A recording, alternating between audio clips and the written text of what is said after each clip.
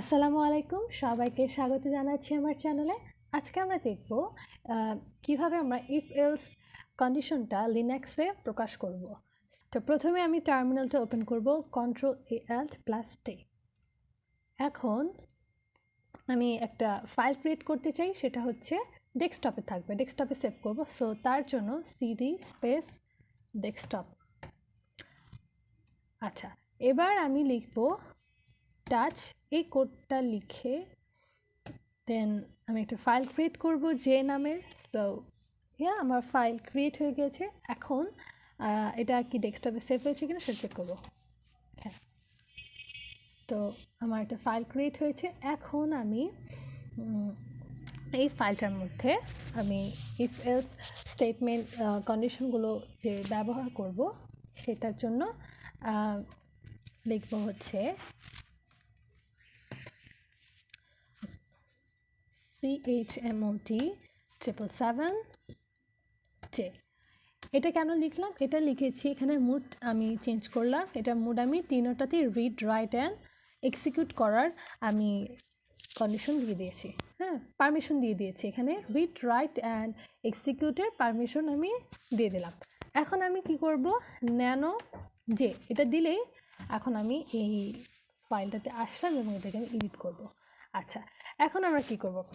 আমরা কোনো কিছু প্রিন্ট করতে পারি। প্রথমেই লিখলাম eco echo space enter 2 numbers। ওকে, তারপরে দুটা ভ্যারিয়েবলের জন্য রিড করবে n এবং একটা ভ্যারিয়েবল নিলাম j। আচ্ছা, এখন কি করব? আমি যে প্রোগ্রামটা আজকে লিখছি সেটা হচ্ছে যে আমরা দুটো সংখ্যা নিব এবং দুটো সংখ্যার মধ্যে আমরা কম্পেয়ার করব। কম্পেয়ার করে দেখব কোনটা বড় কোনটা ছোট, এবং যদি বড় হয় তাহলে প্রিন্ট করবে বড়, এবং যদি ছোট হয় তাহলে প্রিন্ট করবে এই সংখ্যাটা ছোট সংখ্যা।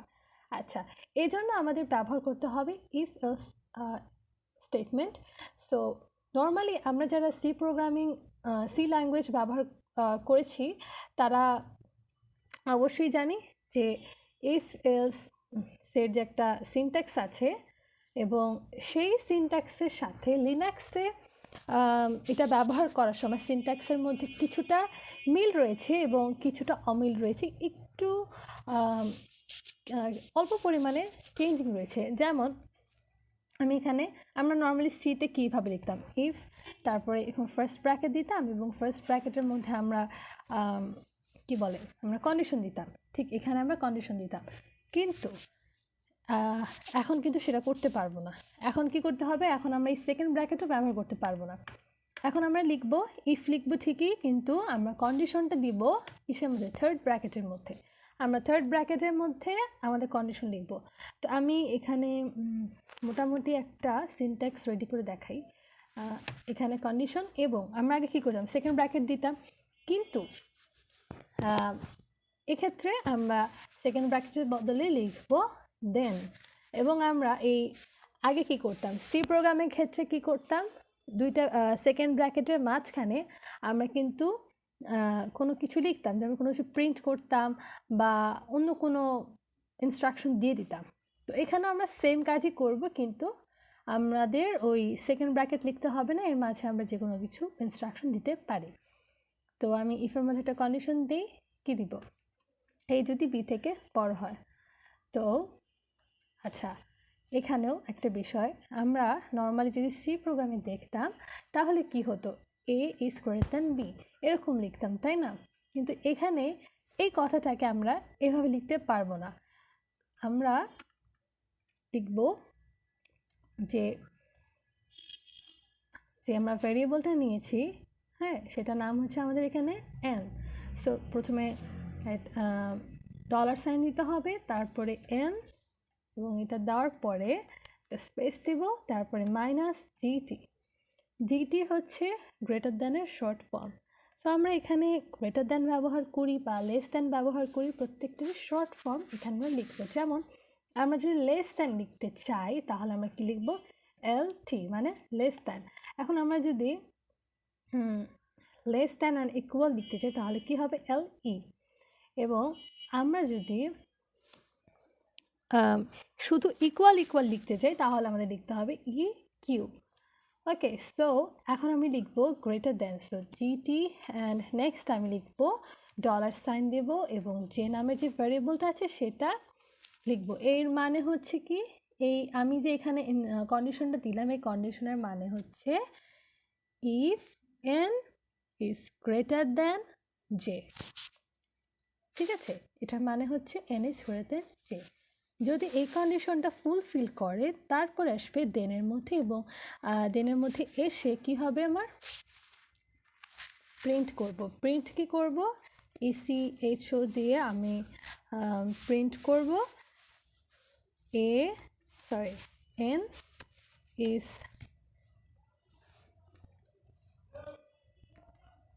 Greater than J.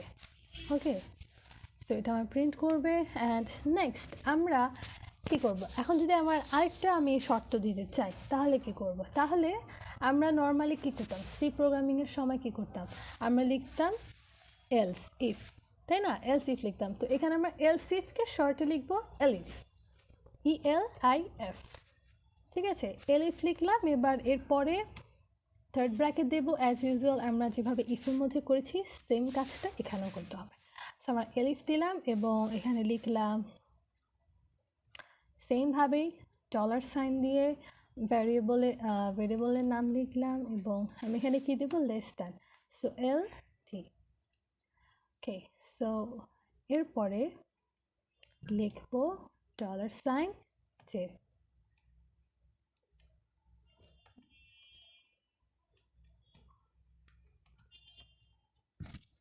আচ্ছা, এবার এর মধ্যে আমরা একটা শর্ত লিখবো,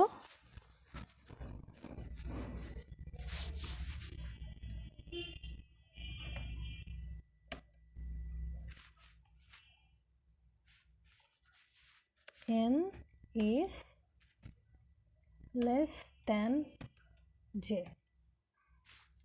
সো এটা লেখার পরে এখন সবশেষে কি লিখবো, এলস। মানে আমরা আগে যখন যেরকম লিখতাম সব ইফ লিখতাম, এলস ইফ লিখতাম, তারপরে কি আসতো, এলস আসতো, তাই না। এখন আমরা এর জন্য আমরা এলস লিখবো এবং আমি চাইলে এলসের ভিতরে কোনো ইনস্ট্রাকশন দিতে পারি। তো আমি এখানে দিয়ে দিই, একটা প্রিন্ট দিয়ে দিই, ইকো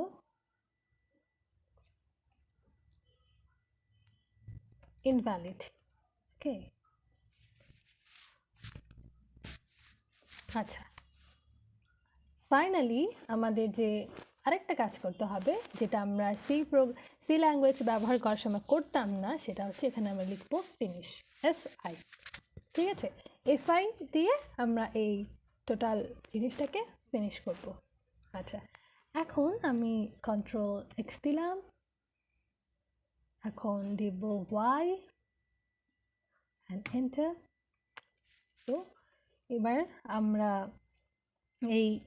আমরা যে এতক্ষণ কাজটা করলাম সেটা এখানে রান করাবো। রান করার জন্য আমি লিখবো ডট স্ল্যাশ আমার যে ফাইল সেটার নাম ছিল জে, সেটা লিখবো এবং এন্টার দেবো, এন্টার 2 নাম্বারস।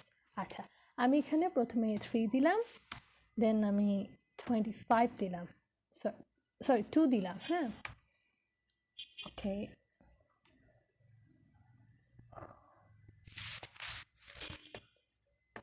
আচ্ছা এখানে একটা ভুল হয়েছে, আমি হয়তো কোনো লাইন 5-এ ভুল দেখাচ্ছে। আচ্ছা ঠিক আছে, আমি চেক করি।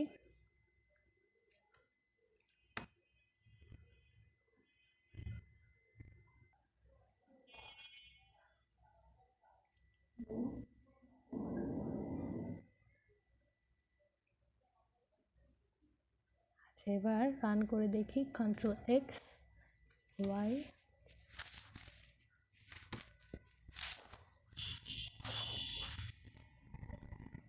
ওকে, এবার কাজ করেছে।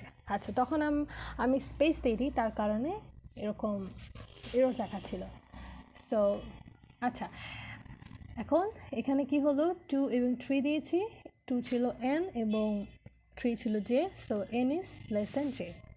আচ্ছা, এবার আমি আরেকবার রান করে দেখি যে কী হয়। আমি এবার 17 দিই, আর এখানে 1 দিই, n is greater than j।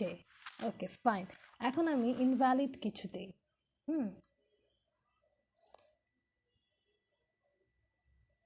1 1 invalid. ওকে, আমার কোডটা কিন্তু ভালো মতো ঠিকভাবে রান করেছে। সো আশা করি সবাই বুঝতে পেরেছেন। পরবর্তী টিউটোরিয়ালস দেখার আমন্ত্রণ রইল। আল্লাহ হাফেজ।